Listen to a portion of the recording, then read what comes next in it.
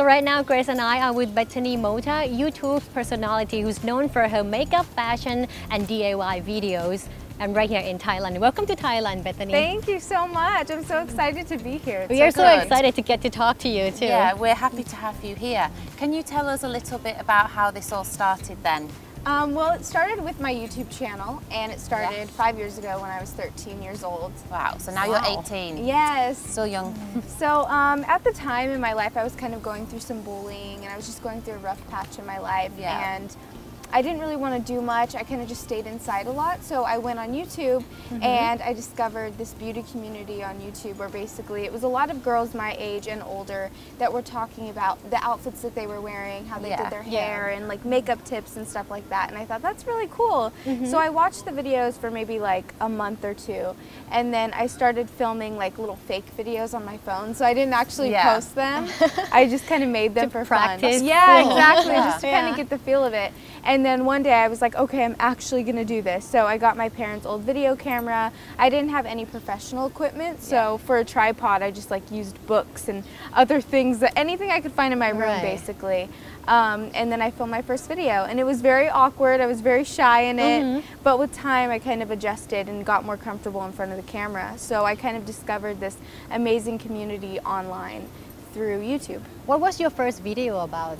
My first video, it was a haul video. So basically haul I love videos. those kind of videos. Yeah, it's like where you go to the mall and you get clothes or whatever it might be, and then you come home and you film a video and show what you got. Yeah. So it was a very simple, easy video for me to do. And then in the beginning it started off as just beauty. And because I felt that's kind of what I had to do, because that's what I saw everyone else doing. And then I realized, you know, it's whatever I want to do. So I started doing more hair, fashion, DIY, and that's when it kind of just started growing into more of a lifestyle channel. It's not just beauty anymore. Who are your biggest icons and inspirations? Like celebrities, family members? Speaking of like fashion or just kind of overall? Well, everything, yeah. Fashion, okay? Fashion, I would definitely say Vanessa Hudgens is like a big style icon for me, because my style definitely has like a big bohemian side to it. See that today. Yeah, very bohemian today. And then as for just people I look up to, I think like my parents and my family, you know, are always there for me. Yeah. Why did you decide to use the YouTube platform, you know, as a way to talk to your viewers or someone else out there? Because a lot of people, they started off with blogs and then they become writers. Why did you choose? Back then, blogging was really trendy, right then. Yeah, I think I always had this passion and this desire to make videos, even when I was younger. When I was like 9 years old, I always wanted to film videos, but I could never get a video camera. It's always something that I wanted to do, so I think that's why I went to the avenue of filming videos instead of vlogging. Also, I feel like it's a little bit more personal. I know for me, when I want to learn how to do something, I would rather watch a video on it and actually get the visual instead of just reading about it. So I think that's why I decided to go more into the video aspect of everything. So can you tell us a little bit about your audience? Who are your viewers? My viewers, that's funny because I really get to see who watches my videos when I do meetups. And I've been doing a lot of meet and greets recently, actually, and it's so crazy. The amount of girls that show up and boys that show up blows my mind. And that's the coolest part is, I feel like for the longest time I thought it was just girls my age that watched my videos. And after seeing them in person, it's actually a huge age group. There's moms that have come up to me and say, I watch your videos with my daughters. And then there's also guys that say they watch my videos. So I think it's like a wide range of people, which I think is really cool that, you know, my videos can reach such a big audience of all ages. That's great. Why do you think your viewers like to watch haul videos or makeup videos? And why do you think they choose to watch your videos instead of like watching some TV programs? That's a good question. I think it's actually because I think there's a big difference between a TV star and someone who makes videos on YouTube because it's more personal, you know? You're not, well, at least I don't read from a script. I just say, you know, what's on my mind. Literally, when I film a video, I don't rehearse what I'm going to say. I just kind of have an idea of it in my head and I say it, and I think that's what the viewers really appreciate is the fact that it's so raw and it's so organic and they really can relate to you because you're just being yourself. Yeah, and of course it's filmed in your home, so they get to know a bit about your background, your personal life. Yeah, exactly. You know, it's a very personal connection. Yeah. And you also interact with your fans with comments and things like that? Oh yeah, that's very important to me because I actually use like other social media sites as well, like Twitter and Instagram. So whenever I upload a video, I always go straight to the comments and I listen to what they're saying, we'll read what they're saying and reply to them, and then I go to Twitter and see what they're saying. It's just a lot of engagement for me, and it's not a lot of work for me because I really enjoy speaking to them. I think it's so cool knowing their opinions, and obviously they're the ones watching my videos, so I want to know what they think about it. You must have a lot of comments to go through each day. Do you have time to go through all of them? It's getting a little bit harder. I mean, I definitely can't respond to every single comment, and I make sure that I let them know that, but I always read comments whenever I have time, even though I can't respond to any, like all of them. But yeah, their opinions mean a lot to me, so I want to, you know, hear what they have to say on everything. Can you tell us about the process of making each video? How do you usually start? Do you have to write down a script and then plan the filming, or you just like film whatever you feel like? The process, you know, it kind of depends. Well, first I have to get an idea. So I'll go to like blogs or magazines, or I'll just hear what my viewers want to see. And then I kind of get all the supplies that I need, like if I'm doing a DIY. And the thing with DIYs is I actually have to make it before I film it, because, you know, I can't just wing it, because more than likely, knowing me, I will mess up and then have to refilm it. So I always kind of have to, there's a big process that goes on before filming. So it's just trial and error, things like that. And then I film it, and then I edit it, and then I post it. And that's like my favorite part, is uploading it, because that's when I get to hear, you know, their comments. And how many videos do you upload per week? Recently it's been a little bit more difficult for me, which has really been, you know, kind of a struggle, and kind of stresses me out a little bit, because I want to upload, if I could upload a video every single day, I would, because I truly am so passionate about making videos and I really enjoy it. But with the traveling and everything like that, makes it a little bit more difficult. So I try my best to upload as often as I can.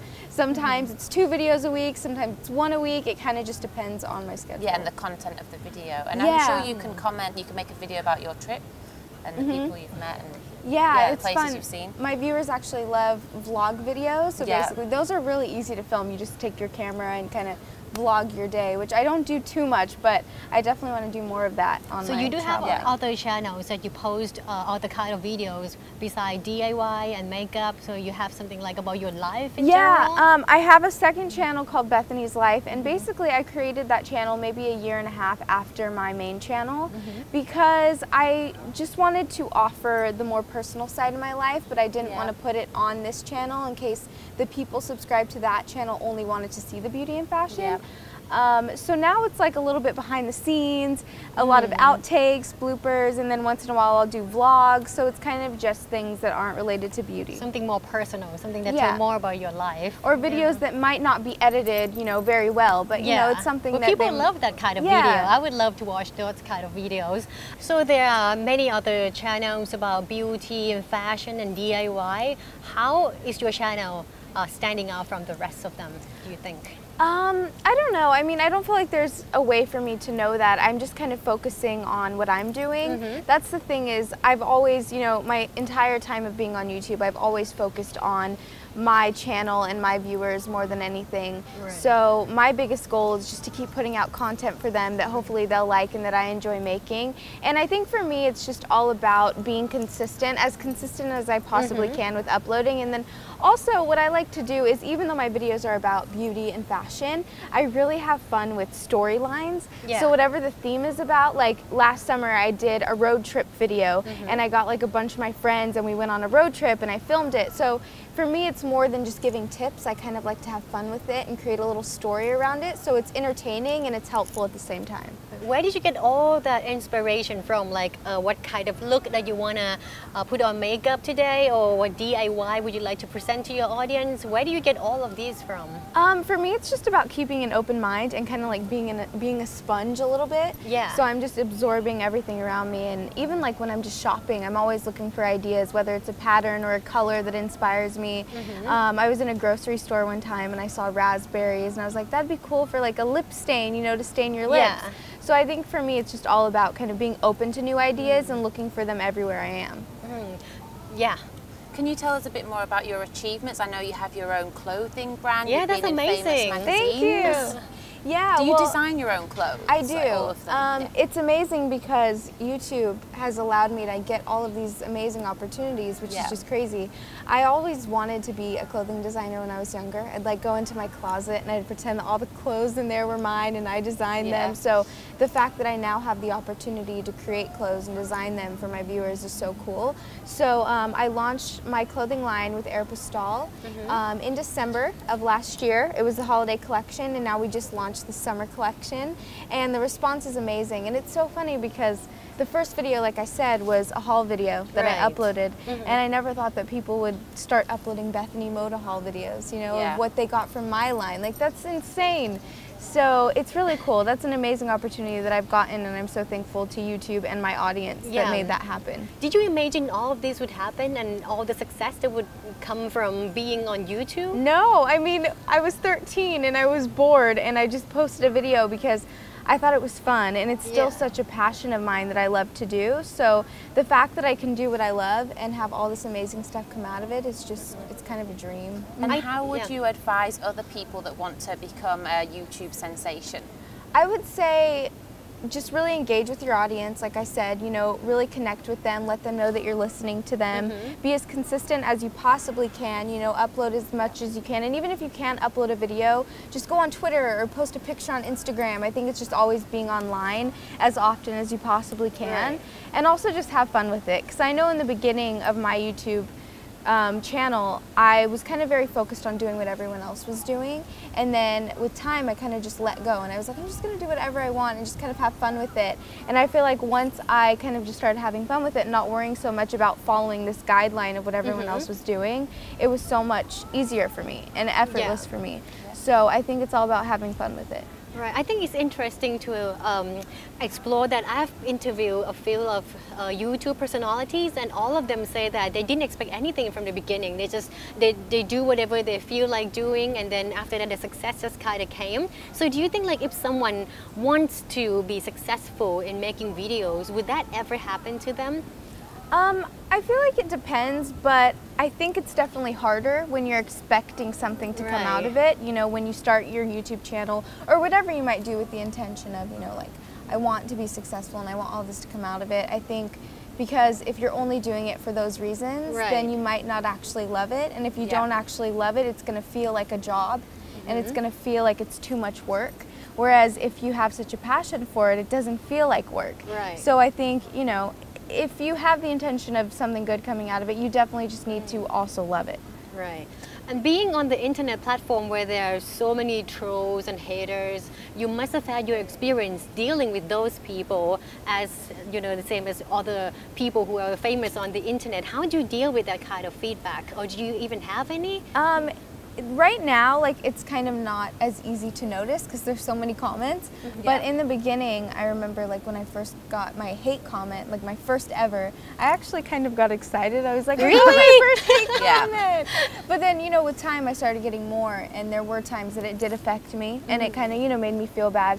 Also because I was like, these people don't really know who I am, and the things that they're saying don't really make sense. So it was kind of a struggle with me in the beginning, but then I just realized, I feel like out of 10 comments, there could be 9 good ones and then 1 negative one, and we always tend to focus on the negative one. And I think that's just kind of naturally what a lot of people do, and that's what I did. And then I just kind of had to realize that there's so much positivity out there, and you just kind of have to think about the good things people are saying and not focus so much on the bad things. Yeah, I suppose that's an inevitable thing of being in the public eye, that you will be up for criticism, but it's just how you deal with it. And you sound like you're doing well. Thank you. With it. And you seem very in touch with your audience. What are the biggest pressures for young women in America in the present day? I think that there's a lot of pressure, especially for teenage girls my age. I think appearance-wise, there's a lot of things I know that I worry about every day. I think we all have our insecurities, and even guys have their insecurities. Like, everybody has them. And growing up, I always, you know, compared myself to other girls and saw the girls on the cover of the magazines and like, oh, she's so perfect, I want to be just like her. And I think what I had to realize with time is that we all have those insecurities, we all have imperfections, none of us are perfect, and you just kind of have to own who you are, and you have to just accept yourself for who you are and kind of build up your confidence you know, that's the thing, is you can't really rely on other people to make you feel better. That's something I've learned. Like, compliments are great, right? Yeah. But I think you can't really take compliments to heart, just like you can't take hate to heart. I think it all starts inside of you, and just you having that confidence in yourself, I think, is most important. Right. So what can we expect more from Bethany Mota in the future?